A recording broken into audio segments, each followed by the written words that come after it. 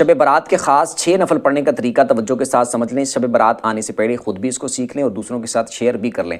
15 شعبان کی رات، شب برات کی جو رات ہوگی، جو وہ رات جب سٹارٹ ہوگی تو اس رات آپ نے مغرب کے بعد 6 نفل پڑھنے ہیں، 2 کر کے۔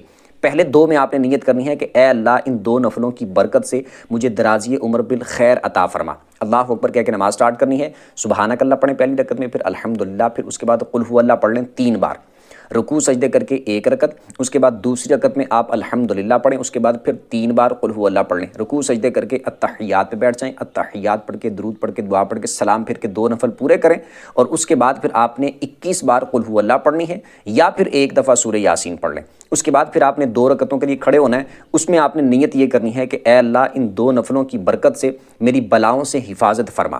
اس کے بعد آپ نے اسی طرح سیم جس طرح پہلے میں نے بتایا 2 نفل پڑھنے ہیں، سیم اسی طریقے کے مطابق۔ پھر یہ 2 پڑھنے کے بعد آپ نے پھر 21 دفعہ قل هو اللہ پڑھ لینی ہے، یا پھر 1 دفعہ سورہ یاسین پڑھ لینی ہے۔ اس کے بعد پھر آپ نے 2 اور پڑھنے کے لیے کھڑے ہونا ہے، اس میں آپ نے نیت یہ کرنی ہے کہ اے اللہ ان 2 نفلوں کی برکت سے مجھے اپنے سوا کسی کا محتاج نہ کرنا۔